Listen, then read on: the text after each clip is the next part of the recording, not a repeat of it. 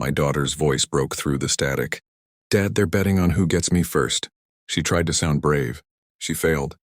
I heard laughter behind her. Low, drunk animal laughter. Then a man's voice, careless and mean. Your dad's not here to save you. Something in me stilled. Not panic, not fear, just the quiet hum of calculation. Sweetheart, I said, steady as stone. Don't answer. 10 minutes. I hung up before she could cry. Then I called my team. Code red, we moved. No sirens, no shouting, just precision. When we arrived, the world narrowed to breath and motion. The crunch of gravel under boots, the creak of a half-open door. I found her in the corner of the living room, trembling. Mascara streaked down her cheeks. They were gone, all of them. But something was off, her eyes. She wouldn't look at me. I thought it was shock, trauma. I was wrong. It started small. A phone that buzzed too often. A quick screen flip when I walked by. She said it was her mother checking in. Her mother, my ex-wife. The woman who left years ago with a smile that didn't reach her eyes. But there was something in my daughter's tone. Too careful. Too rehearsed. The night she moved back in, she asked strange questions. Dad, do you ever regret how things ended with Mom? I told her no. I told her I did what I had to. She looked relieved, not hurt, relieved. That's when I started listening more than talking, watching more than trusting. When she left the room, I checked the reflection of her phone screen in the window glass. A man's name, a string of messages. He said, "You'd never find out." I felt the slow freeze inside my chest. Not rage, just the clarity that comes before it. I told myself it was nothing, that maybe I misread, but the part of me trained to read danger knew better. Something was happening beneath my own roof, and it had my daughter's name all over it. I began quietly. Old habits, phone records first, then text logs. I didn't need a warrant. I just needed time. The man's name appeared again and again. Mason Holt. I knew that name. He'd been my partner once, 12 years on the job. The man I trusted with my life, my home, my family. I remembered him carrying my daughter on his shoulders when she was 8. Her laughter, his grin, my ex-wife's eyes shining. It clicked then, a thread I'd ignored for too long. I traced the calls, her number to his to hers, night after night. Every word she said replayed in my head.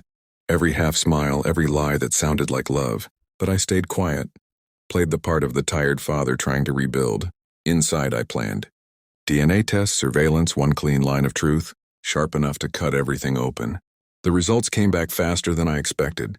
I sat in my car outside the lab, the envelope trembling in my hand. I didn't open it, not yet. Some truths once seen don't let you sleep again. I waited until she was home, until the evening light spilled through the windows, and the house was too quiet. I placed the envelope on the table. Her phone buzzed. She silenced it instantly. "Who's Mason?" I asked. She froze. No tears, no denial. Just that slow, terrified understanding that her world was about to shatter. I slid the envelope toward her. She didn't open it. She didn't have to. "He's not your father," I said softly. Her breath hitched. A confession without words. "He said you'd never find out," she whispered. I looked at her, the tremor in her lip, the fear in her eyes, and realized she wasn't protecting herself.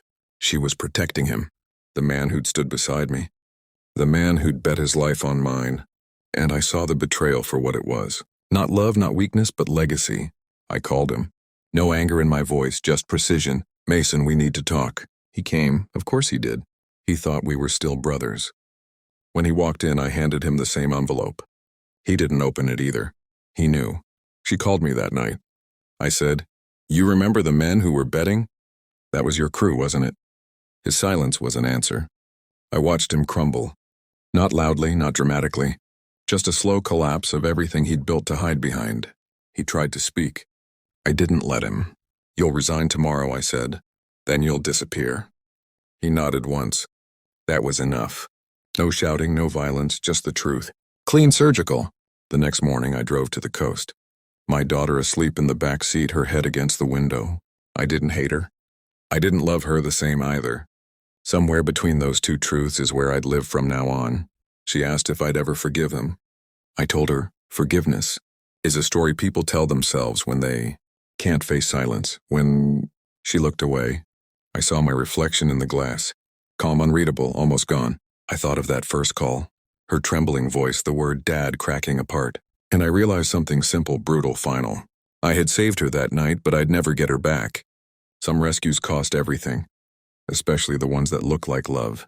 Thanks for watching. Don't forget to like, share, and comment. Subscribe now to Cheating Stories Insight World for more amazing stories.